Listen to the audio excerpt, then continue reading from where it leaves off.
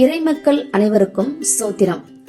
நாளை 31/5/2025 சனிக்கிழமை நடக்கவிருக்கின்ற ஆற்காடு லூத்தரன் திருச்சபை ஆளும் குழு தேர்தலில் புதுரசம் புதுத்துருத்தி அணியை சார்ந்த திருச்சபை பணியாளர் அல்லாதோர் பிரிவில் எண் 6 தேவச்செல்லப்பாவாகிய இவர் கொங்கராயபாளையம் கிராமத்தை சார்ந்த ஓய்வு பெற்ற ஆசிரியர் திரு தேவசிகாமணி அவர்களின் மகனும் ஆயர் ரெவரண்ட் தேவமகரின் சகோதரரும் ஆவார்.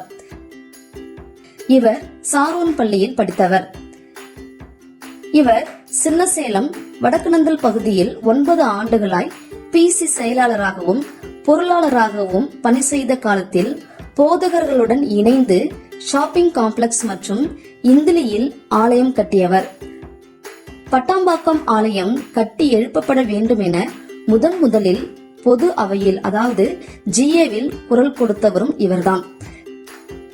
கடந்த 2016-19 ஆண்டிற்கான ஆளும் குழு தேர்தலில் தெரிவு செய்யப்பட்டு 7ஆம் பேராயர் மாமரை திரு ராஜா சாக்ரட்டிஸ் ஐயா காலத்தில் சீரிய முறையில் மக்கள் பணி செய்தது நீங்கள் அறிந்ததே.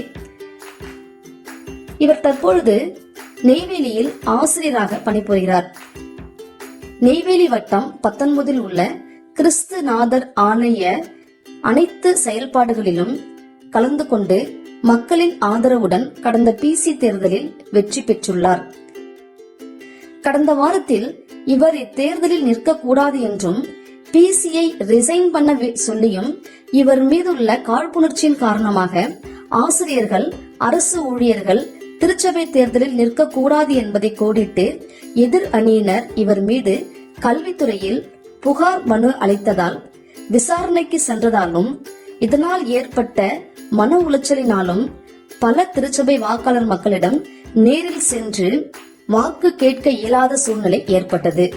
எனவே இப்படிப்பட்ட பழிவாங்கும் அரசியல் நிலை திருச்சபையில் மாற நீங்கள் அனைவரும் ஜெபித்து ஏழை எளியவர்களின் குரலாக இவர் குரல் ஒலிக்க திருச்சபை பணியாளர் அல்லாதோர் பிரிவில் எண் 6 போட்டியிடும் திரு தேவச்செல்லப்பாவாகிய இவருக்கு வாக்களித்து வெற்றி பெற செய்யுமாறு அன்புடன் கேட்டுக்கொள்கிறோம். நன்றி.